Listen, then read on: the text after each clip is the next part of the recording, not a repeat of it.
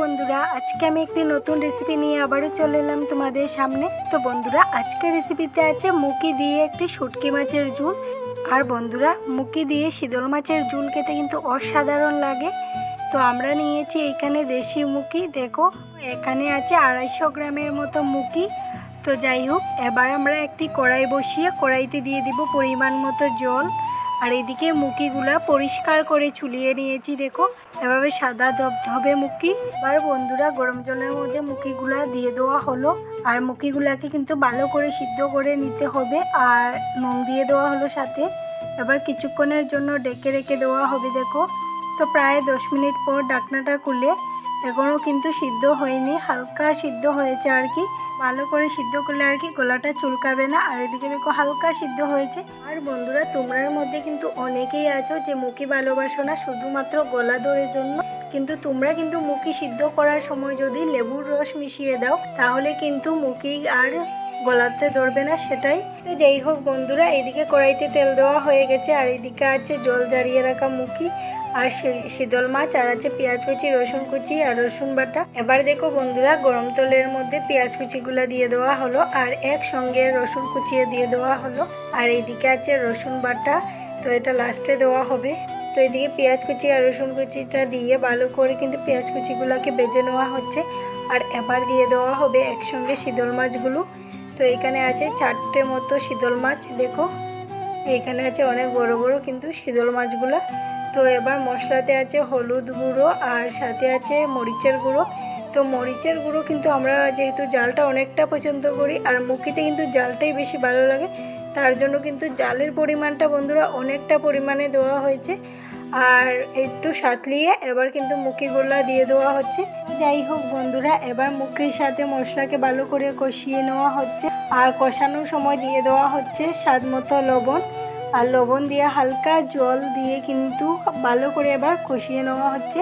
তো সবগুলো শুটকি মাছ আর এদিকে আছে যে মুখি আর মশলা এবার একসঙ্গে ভালো করে মিশে যাচ্ছে, তোমরা দেখেই বুঝতে পারছো।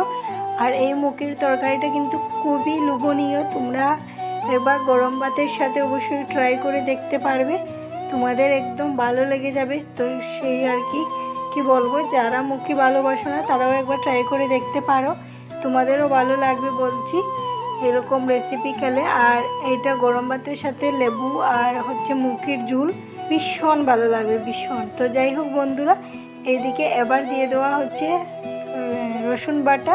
রসুন বাটাটা দিয়ে ভালো করে আবার সুন্দর করে নাড়িয়ে চাড়িয়ে নেওয়া হচ্ছে কিছুক্ষণ নাড়িয়ে চাড়িয়ে নেওয়ার পর এবার কাঁচা লঙ্কা কতগুলো দিয়ে দেওয়া হচ্ছে। তো তোমরা তো দেখেই বুঝতে পারছো জালের পরিমাণটা কিন্তু অনেকটা দেওয়া হয়েছে। তো তোমরা তোমাদের পরিমাণ মতো জালটা কিন্তু দিতে পারো, কম জালে কিন্তু মুখি খেতে ভালো লাগে না, তো সেটাই আর কি। তো বন্ধুরা, ভালো করে মুখিগুলাকে কিন্তু নাড়িয়ে চাড়িয়ে নেওয়ার পর এবার ঝোলটা দিয়ে দেওয়া হচ্ছে। তো ঝোলের পরিমাণ কিন্তু অনেকটা বেশি, যেহেতু মুখিতে টলটলে ঝুলই ভালো লাগে, তো সেটাই আর কি। তো সেই পরিমাণে ঝোলটা দিয়ে দেওয়া হয়েছে। তোমাদের যদি ঝোলের পরিমাণটা কম রাখতে চাও তাহলে জলটা কম দেবে, তো ঝোলের পরিমাণটা কম হয়ে যাবে সেটাই। আর না হলে কিন্তু ভালো করে শুকিয়ে নেবে, তাহলেও কিন্তু ঝোলটা কমে যাবে। তো যাই হোক, এদিকে ঝোলের কালারটা দেখো ভীষণ সুন্দর একটি কালার এসেছে।